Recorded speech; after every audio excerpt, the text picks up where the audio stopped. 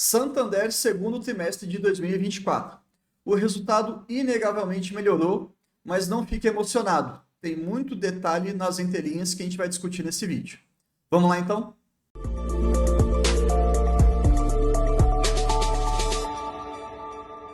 Fala pessoal, tranquilo? Meu nome é Bruno Oliveira, eu sou analista CNPI do Vida de Acionista, o VDA, e hoje a gente vai abordar as nossas primeiras impressões em relação a esse balanço trimestral, que sim, trouxe várias informações positivas, mas a gente tem que ficar de olho em alguns detalhes fundamentais para que você não caia muito naquele movimento de emoção. Eu já vi algumas notícias aí de alguns portais trazendo números muito interessantes, mas será que está melhorando tanto assim? Bom, no final das contas, você que vai tomar a decisão, eu vou apenas apresentar os argumentos. Então vamos começar. Nosso documento base vai ser o informe de resultados que saiu aqui no dia 24/7 de 2024.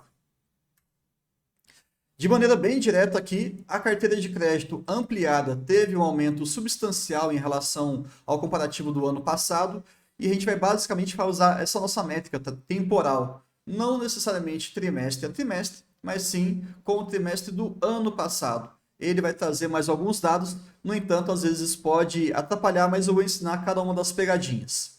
Carteira de crédito está crescendo. NPL de 15 a 90 dias, aqui para a gente tentar dar uma olhadinha em questão de inadimplência, caiu no comparativo ano a ano, e isso é bom, mas aqui a gente tem também que olhar na questão da pessoa jurídica. Mais para frente a gente vai entrar em detalhes.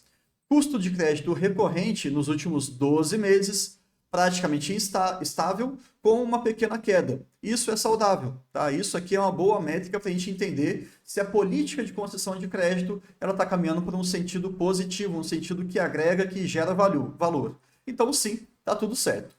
Saldo de captações, isso aqui é fundamental, até porque a gente tem que lembrar. O banco, o que ele faz? Ele capta dinheiro de alguns clientes e empresta para outros clientes. A diferença que ele vai pagar nesses dois movimentos e também o quanto de volume que ele tem de entrada e o quanto que ele tem de saída é o que vai determinar, no final das contas, o seu lucro.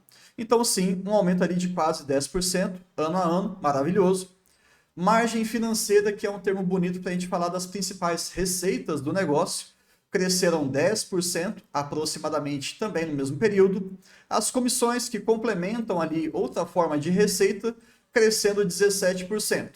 Cresceu mais, infelizmente ela tem uma representatividade menor no bolo da receita, mas está tudo bem, está crescendo. Isso aqui traz para a gente um pouquinho mais daquela diversificação. Isso é maravilhoso. Em termos de despesas, é sempre legal você dar uma olhadinha em relação a alguns indicadores inflacionários, e lá no finalzinho a gente vai entrar em detalhes. Teve um pequeno aumento aqui, mas com muita calma a gente vai entender. E aqui o que está todo mundo falando em relação ao lucro líquido, cresceu 44%. Primeiro aviso, toda vez que você olha a questão percentual de qualquer tipo de indicador, de resultado e tudo mais, presta atenção qual que é o referencial. E se você for olhar para uma base muito pequena, por exemplo, o ano passado foi girando em torno de 2 bilhões de reais. E esse ano está em 3. Pô, Bruno, isso é muita coisa, de fato. Mas espera aí, isso faz jus ao Santander? É característico desse grande bancão? Uma das formas é você olhar para os outros bancões que nós temos no Brasil, ou talvez você olhar para o histórico do próprio Santander.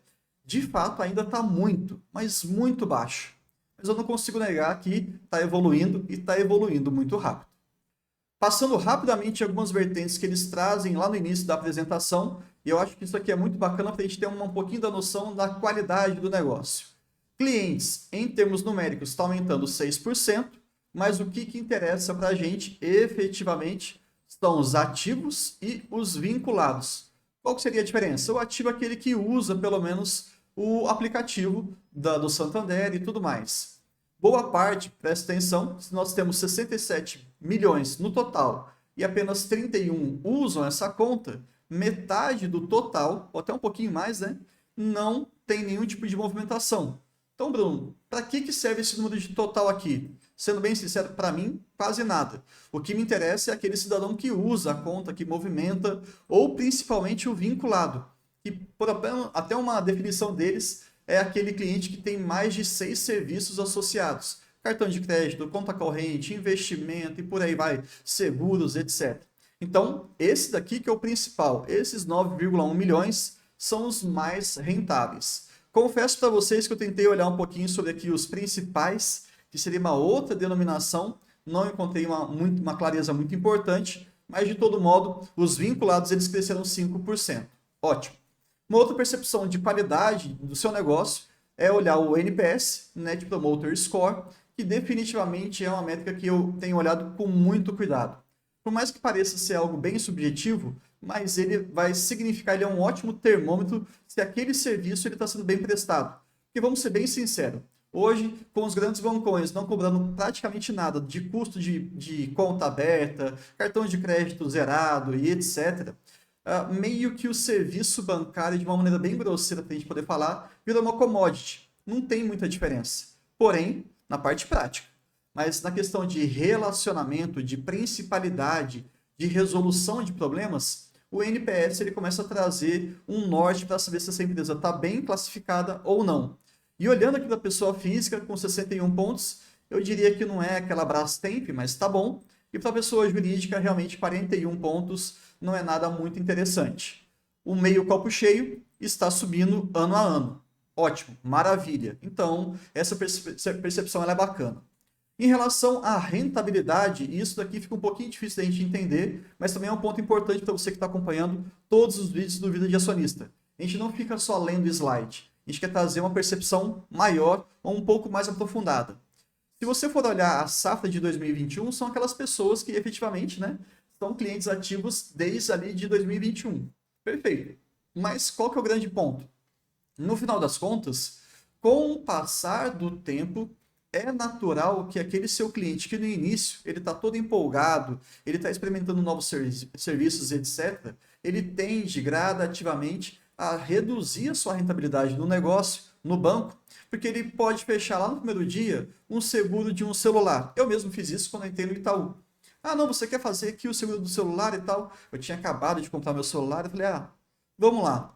Depois de 2, 3 meses, eu falei, cara, eu não fico dando mole com o meu celular por aí, não uso ele na rua, é sempre muito cuidado, então assim, não deixo cair. Por que eu vou manter esse seguro? Aí você vai cancelando alguns serviços, algumas questões adicionais. Então a sua rentabilidade ela tende a cair, a grosso modo, pensando em safras. É por isso que a safra de 2023 ela é sempre mais elevada, ou deveria ser sempre mais elevada. É aquele cliente mais novo. Qual que é o grande desafio do banco? Fazer com que essa rentabilidade ela permaneça elevada. Se ela começar a cair, tudo bem, só pode cair menos, só é interessante, né, melhor dizendo, que caia menos do que as safras anteriores. Pegou esse insight? Na parte Select, aqui a gente está falando de um perfil de cliente que tem mais de 100 mil reais em investimentos, e eu espero que cada vez mais isso aumente no nosso país e também em relação a vocês, seguidores do nosso canal. Tivemos uma expansão ali de quase 60% ano a ano. Maravilhoso, mas a base ainda é muito pequena. E em relação à captação líquida, o volume que foi captado e o volume que foi retirado, então a gente está falando da captação líquida, que é o resumo, cresceu 6 vezes. Isso é maravilhoso, tá? Muito bom mesmo. O NPS está subindo, 70 já é o que eu julgo bem interessante, muito interessante mesmo.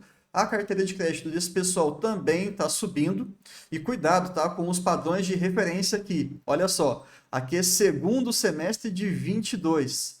E aqui também é segundo semestre de 22. Geralmente a gente trabalha com anual e não 2 anos. Mas não tem problema, Santander a gente está de olho aqui.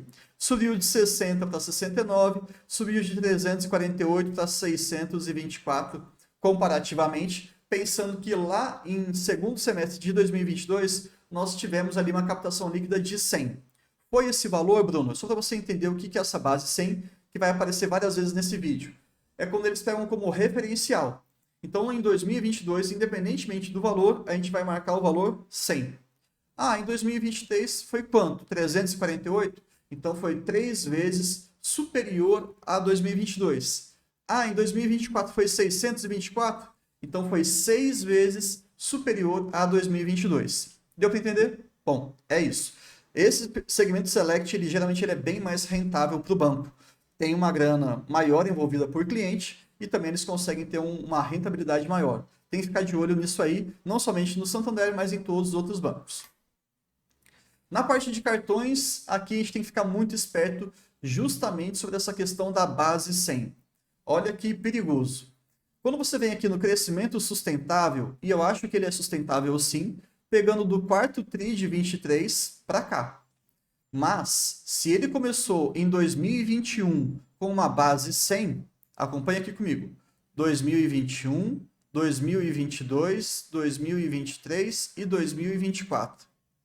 A gente teria que fazer um estudo retrospectivo, mas ele começou aqui na base 100. Só que se hoje ele está em 60 pontos e em 2023 ele estava um pouquinho abaixo, 40, 60, a gente olha aqui pelo gráfico, né? O que aconteceu? Essa base 100, lá em 2021, nós tivemos muitos cartões vendidos, mas necessariamente caiu em 2023 ali para algo próximo a 40, 60. Essa é a base.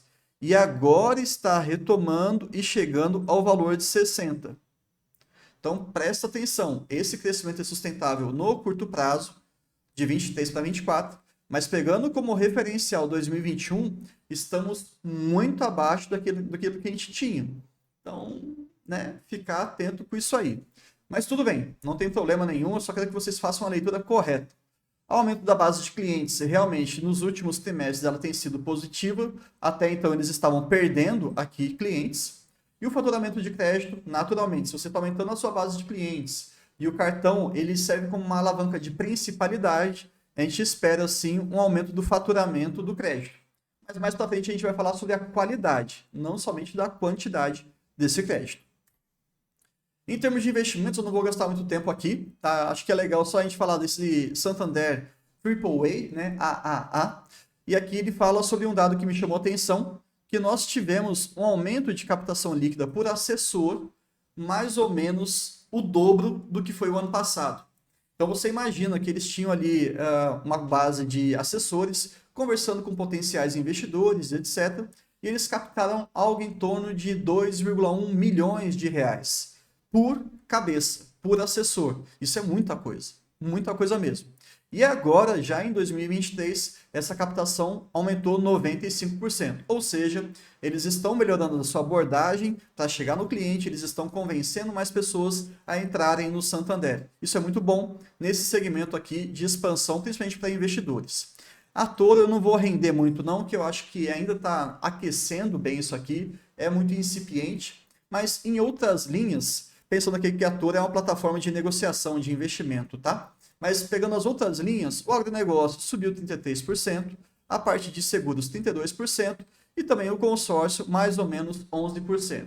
Então, de maneira geral, está tudo indo muito bem, a gente quer que isso continue realmente aumentando nesses patamares de 10, 20, 30% e por aí mais. Mas vamos dar uma avançada aqui. Quando a gente olha em questão de tecnologia, esse gráfico eu acho ele sensacional, não vejo em todos os bancos, ponto positivo do Santander pela transparência. Eles pegam aqui lá em 2019, então já faz tempo, e de novo, olha só, base 100. Você já está entendendo mais ou menos como é que funciona. Então, olha só o custo unitário, tá, em relação às transações. Vamos supor, isso não é o número real, mas é para você ter uma ideia. Uma determinada transação no Santander custava para o banco algo em próximo a R$100, ok? Ou, vamos colocar aqui R$1, pronto, R$1, tá? Custava R$1. Com o passar dos anos e com essa cultura tecnológica, o que a gente está observando? Hoje, a mesma transação custa 39 centavos. Maravilha, os caras estão ficando muito eficientes. Cada vez mais para fazer a mesma coisa. E isso vai refletir em rentabilidade para o negócio. Maravilha. E se você for olhar de maneira mais justa em relação ao último semestre, lá de 2023, saiu de simbólicos 55 centavos e hoje está em 39 centavos. Pegou a ideia? Isso aqui é muito bom. Quando a gente pensa em total de transações, aqui em termos de bilhões, tá? Lá em 2019, nós tínhamos algo na casa de 2 bilhões de transações sendo realizadas no primeiro semestre de 19. Agora, no mesmo período, porém, em 2024, nós mais do que dobramos, quase triplicamos esses totais de transações. Então, você consegue aumentar a quantidade de transação, isso se reflete num maior uso do aplicativo, cliente mais engajado, novos mercados sendo englobados e por aí vai. Isso é muito bom, aumentar o número de transação. E ao mesmo tempo, isso poderia ser ruim se essa transação ela estivesse cada vez mais cara. E ela não está, ela está cada vez mais barata. Então aumenta em quantidade de transação, o que é muito bom, e reduz o custo operacional. Maravilha, estão no caminho certo. Agora, de maneira bem geral, aqui muita gente gosta de trazer essa percepção de PVP, mas vamos lá antes olhar a questão do lucro líquido recorrente e algumas outras pontos principais. Nós tivemos realmente esse aumento de 44%, já conversei com vocês, mas no segundo TRI de 2023 foi de 2,3 bilhões. Muito, muito, muito baixo. Ah, Bruno, tivemos uma série de questões envolvidas. Eu não estou entrando nesse mérito. Tem vídeo aqui no canal bem antigo, da outra época que eu fazia o vídeo de acionista, mas o grande ponto é entender que está baixo ainda, mas está subindo. Não fiquem imaginando que esses 45%, 50%, eles se tornarão uma constante para o seu futuro. Pode ter degrau mais elevado para os próximos trimestres, mas isso tende a voltar numa normalidade do que é o Santander de verdade. Carteira de crédito, como a gente falou, subiu mais ou menos uns 8%. Captação de cliente, mais ou menos uns 10%. Quando a gente fala de margem, a gente está falando daquelas receitas. E geralmente a gente divide em duas grandes, com os próprios clientes e também com o mercado. Percebo que com o cliente ficou mais ou menos estável, vai 3%. Não é ruim, mas talvez a gente esperasse um pouquinho mais. Tá tudo bem, não tem problema nenhum. Margem com o mercado aqui me chamou a atenção, porque no trimestre do ano passado isso aqui foi negativo. Ou seja, arrebentou a receita do negócio e agora está voltando a ajudar. Isso tem uma série de relações, entre elas com a taxa Selic. Então foi competência da empresa e também uma questão conjuntural. Às vezes, muito raramente, é legal você olhar uma questão mais macro do país. Mas essencialmente a gente vai olhar como que cada uma dessas empresas reagem a esses efeitos. De todo modo, custo de crédito recorrente está diminuindo, está na casa de 3,7%, maravilha. Isso é um sinal bom de que a política de concessão de crédito está saudável. Índice de eficiência que caiu quase 4 pontos percentuais, bastante. Mas na minha opinião, ainda 39% é muito alto. Tá? É pelo menos a minha visão como analista. Eu espero esse valor menor ainda. Quero que ele aumente em termos de eficiência. E lembrando, sempre que o índice de eficiência ele é menor, melhor operacionalmente o negócio. É uma interpretação invertida, futuramente a gente pode esclarecer para vocês. Mas algo em torno de 35 baixo, eu já começo a ficar um pouco mais satisfeito.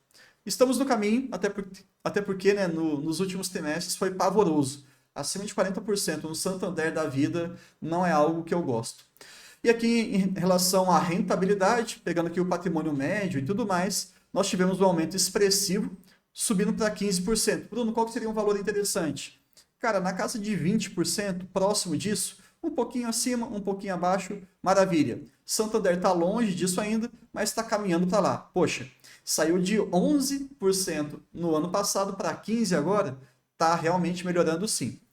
E muita gente, eu não sei porquê, isso aqui vai ser conteúdo exclusivo para os membros do nosso canal. Se você ainda não conhece, R$25 por mês, você pode testar um mês só. Se você gostar dos vídeos que nós temos lá exclusivos, das nossas lives que a gente faz, dos nossos documentos exclusivos, os relatórios escritos e muito mais, tá? Nós temos aí um desenvolvimento de uma plataforma que está engatinhando ainda, mas nós temos aí tudo isso aí, e mais um pouco. Você vai ter até, inclusive, grupos de WhatsApp exclusivos. Você consegue pagando R$25 por mês. É bem baratinho. Você pode testar e cancelar tudo através do YouTube, tá? Ambiente seguro, sem burocracia. É só você cancelar a assinatura, ele cancela rapidinho e a vida segue também. Tá tudo bem.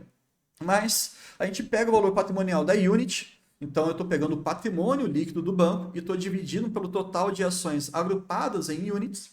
A gente chega em R$22,93. A cotação do dia que eu estou gravando esse vídeo, que é do dia 24/7, está em R$28,31. Logo, o PVP é R$1,23. O que isso significa? Qual que é a minha visão? Como é que você interpreta? Será que isso é bom? Será que isso é ruim? Lá para os membros do canal. Olhando aqui, basicamente, alguns gráficos agora de maneira mais rápida, tá? A gente percebe que realmente o ROI ele está aumentando, como a gente falou, saiu de 11 e foi para 15. Maravilhoso. Isso aqui é uma questão de rentabilidade do negócio. Quando a gente olha nominalmente, nós saímos de 2,3 bilhões para 3,3.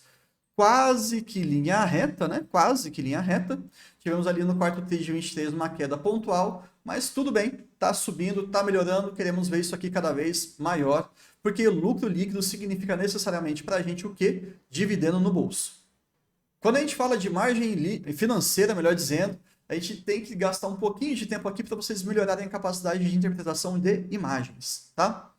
Margem financeira de 13,3. O que isso significa? A gente já sabe que é uma métrica relacionada muito à nossa receita. Ótimo. E lembra que eu tinha duas partes que eu tinha te falado isso? Com o cliente e com o mercado. Olha só que curioso. Nós tivemos, lá no segundo trimestre de 23, 14 bilhões vindo de receita com os nossos clientes. Porém, a margem com o mercado ela foi detratora. Ela subtraiu, ela foi negativa, ela deu prejuízo para o banco. Portanto, você tem que subtrair 14 menos esse valor aqui. Então, 14 com 736 vai dar 13.300. É mais ou menos isso. E isso aconteceu no segundo TRI de 23, no terceiro, no quarto e no primeiro de 24, as coisas já melhoraram. Ficamos satisfeitos. No segundo TRI de 24 também foi positivo, levemente menor, mas ainda positivo, está tudo certo. E o consolidado aqui foi de 14,75. Cuidado quando você faz essa leitura, tá? Porque geralmente a gente está olhando aqui trimestre a trimestre, não é isso? A nossa margem financeira. Mas qual que é a comparação que eu julgo mais interessante, pelo menos no primeiro momento, no primeiro contato com os nossos relatórios? É você olhar anualmente. Então, vamos olhar o segundo TRI de 24 com o segundo TRI de 23? Beleza, 14.751 dividido por 13.332, não precisa nem abrir a calculadora. Tá aqui, ó. É isso. Tá bom? Então, nós tivemos um crescimento da margem financeira de 10%. Ah, Bruno, e como é que fica de 14.790 do primeiro TRI de 24 com o primeiro TRI de 23, que não está aqui? Precisa olhar? Não, está aqui também. Entendeu já o racional, né?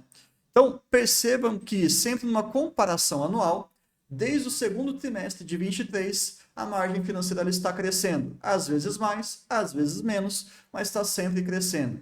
E essa visão traz para você uma robustez, uma solidez dos resultados. Até porque receita, né, margem financeira é o carro-chefe de todo bancão. E agora o complemento da nossa receita do banco vem através das comissões, que de fato elas também cresceram, né? Se a gente for olhar ali de 23 para 24, cresceram 17%. Maravilha. E eu não preciso ficar lendo aqui cada um desses campos, até porque senão esse vídeo vai ficar muito grande, e a ideia é fazer um geralzão, né? Todas as linhas principais, apenas uma que não, todas as outras linhas que compõem as comissões cresceram, chegando então até 5 bilhões de resultado. Maravilhoso, tem essa visão mais macro, não precisa ser um microgerenciamento estudando cada uma das linhas agora, mas veja que o negócio está caminhando bem. Resultado de PDD, e aqui isso aqui é muito importante porque quanto maior o PDD, menor o nosso lucro líquido. Não tem jeito, né? Então, a gente tem que ficar sempre atento ao custo do crédito e também o PDD, provisões de devedores duvidosos. Quando o banco empresta para alguém um dinheiro, faz aquele crédito, né, aquela concessão de crédito, tem toda uma avaliação da qualidade. Será que esse cara vai pagar? Será que ele não vai pagar? Vai virar, como o pessoal fala por aí, vai virar um caloteiro? Não vai? Quanto que eu vou ganhar banco pegando com juros? Será que ele vai antecipar alguma parcela ou não? Tudo isso aí vai acabar sendo metrificado, calculado, e você vai ter um PDD. Olha aqui, e a dificuldade de leitura de gráfico não é tão simples, tá? PDD, então, é uma métrica que vai diminuir o seu potencial de lucro, certo? O dinheiro não sai do banco, mas ele fica restrito, reservado. É como se fosse uma reserva de emergência, com várias aspas, tá? Várias aspas mesmo. Mas isso aí tem que ficar muito de olho. Então, olha o resultado. Se você tem uma despesa de PDD no segundo TRI de 23 de 7 bilhões, mais ou menos aqui, né? Você tem que pensar no seguinte, não, tranquilo, eu estou guardando a grana para que eu não corra um risco de levar um calote, de maneira bem geral. Mas será que eu consigo recuperar algum crédito? O cara já estava devendo, já era caloteiro, talvez eu já estivesse lá tentando acionar a justiça para recuperar esse dinheiro, mas às vezes fazendo uma renegociação, eu posso conseguir recuperar parte desse dinheiro que ele está devendo, não consigo? E é onde entra essa métrica aqui, ó, recuperação de crédito. Então veja que a despesa de PDD, ela no total, ela vai ser diferente. Qual que é o grande detalhe? Você pega esse valor que foi provisionado, mas você conseguiu recuperar 1,1 bilhão. Então, ótimo. Em resumo, na verdade, a gente chegou no segundo TRI de 23 com 5,9 bilhões. Olha que legal, quando você recupera um dinheiro, esse valor entra no gráfico negativamente, porque ele é uma recuperação de crédito, mas para você, em termos de lucro, em termos de projeção de resultado, isso é positivo. Quando você tem uma despesa de PDD, isso daqui acaba sendo algo negativo, ou é uma retenção de lucro, entre várias aspas, porque você não pode garantir que aquelas pessoas vão efetivamente te pagar no futuro. O que a gente quer ver? Cada vez mais essa barrinha em azul menor e cada vez mais essa barrinha de recuperação de crédito maior, né? Pelo menos matematicamente. É claro que na prática o seu conceito de PDD ele sempre vai ficar com esse valor bem robusto aqui. Mas olha só, vamos pensar de maneira bem prática. Saindo do ano passado de 5,9 e hoje para 5,8, tá tudo bem, não tem problema nenhum. Teve uma pequena redução de PDD, isso é positivo, muito singelo, eu diria, mas estamos caminhando bem. O que me preocupa? Uma despesa, né, um PDD aumentando cada vez mais de maneira desenfreada e sem explicação. Aí é complicado. Índice de inadimplência, a gente já está chegando no final do nosso vídeo, faltam só mais 2 slides. Aqui a gente vai tentar olhar justamente na qualidade de crédito. 15 a 90 dias, você vê algo mais de curto prazo. Acima de 90 dias é algo já mais consolidado. Em termos técnicos, a gente sempre vai olhar para acima de 90 dias. Mas olhar aqui para 15 a 90 é interessante para você já entender como é que vai refletir esse comportamento aqui para acima de 90 dias. De maneira geral, nós temos ali a inadimplência de pessoa jurídica caindo para 1,6, pessoa física caindo para 4,9 e no geralzão a gente está em 3,5. Perfeito, maravilha. Então, vemos bons sinais de queda e queda quase que constante. Ótimo, isso é maravilhoso. Porque vamos ser bem sinceros, essa inadimplência ali do ano passado de 4,2 estava incomodando muita gente, muito investidor. Quando a gente pensa agora na parte só de PJ, de pequenas e médias empresas, ou no atacado, fazendo esses dois grandes comparativos, a gente olha que realmente para atacado está muito baixo, então isso é ótimo. E aqui também na parte de pequenas e médias empresas também está tendo uma redução. Maravilha. Qual que é o ponto? Ainda nós vemos uma certa dificuldade para a inadimplência cair quando a gente pensa acima de 90 dias, que é o que mais influencia realmente o resultado dos bancos. Está muito estável aqui na média, pelo menos nos últimos 3, 6, 9 meses. A gente poderia pegar, na verdade, nos últimos ano, né, inteiro, porque estava 3,3, hoje está 3,2. A inadimplência está muito resistente, ela não consegue baixar de maneira global. Então, o que eu quero, na verdade, se esse for um patamar que o Santander está entendendo como naturalidade, ótimo. Só não deixe esse negócio começar a subir novamente, né? A gente tem que avaliar com os outros bancos como é que isso vai ser, e é legal você comparar até as estratégias de concessão de crédito, mas eu fiquei ok com esse resultado. Quando você olha para pequenas e médias empresas, acima de 90 dias, infelizmente nós vemos ali desde setembro do ano passado um aumento. Ele está, digamos, tímido? Tá, mas ele está aumentando, né? Então, talvez aqui seja uma das explicações para a gente enxergar essa resistência e não conter ou não diminuir o global da inadimplência do banco. Mas eu não acho que é ruim, não. Também não acho que é muito bom. Estamos acabando. Agora, despesas e índice de eficiência. Como que você pode comparar, em linhas gerais, a variação anual das despesas gerais dos bancos? Você tem que separar em dois grandes grupos, que é mais interessante. Aquilo que é recorrente, né, aqueles custos, aquelas despesas que efetivamente elas vão continuar sempre existindo. E aqui nós tivemos um aumento de 4,1%. E isso aqui geralmente está muito relacionado ao quê? A questão da inflação. Tá? Não tem jeito. Mas também nós temos aqui nesse grupo de despesas o investimento com expansão de negócio. Então a gente quer que os bancos continuem crescendo. E isso necessariamente ele vai trazer uma despesa maior. Então, na hora que você olha o consolidado, você vê que saiu de 6 bilhões de reais para 6,3. Então, se a gente fizer aqui uma conta bem rapidinha, vamos lá, 6.314 dividido por 6.039 menos 1 vezes 100, 4,55. Então, aumentou aqui em linhas gerais 4,55% as suas despesas, considerando que é recorrente e que é expansão. Qual que é o nosso comparativo? Eu até tinha colocado aqui, né? 4,6, que eu arredondei. Mas tudo bem. Qual que é o nosso comparativo? Vai ser o IPCA do período que você consegue no site do IBGE. Foi 4,23. Está um pouquinho acima. Cara, sinceramente, não me preocupa. Até porque a despesa recorrente ficou em 4,1, então ficou abaixo da inflação. Isso aqui vem em função do nosso crescimento ali da empresa? Sem o menor problema. Mas, como é que a gente vai medir, então, qual que é o grande termômetro que eu gosto sempre de usar nos bancos? É o índice de eficiência. Quanto menor, melhor. De cada R$100 que entra na empresa, eles gastam aproximadamente 39,3 com essas despesas, com esses custos de maneira geral, bem simplificado aqui para vocês entenderem. Tem bancos que conseguem, de cada R$100, eles gastam apenas 27, 28, 25, R$26. O Santander está gastando quase 40. Dá para baixar, tá? Dá para baixar sim. Já foi 43. Hoje está em 39. Está melhorando.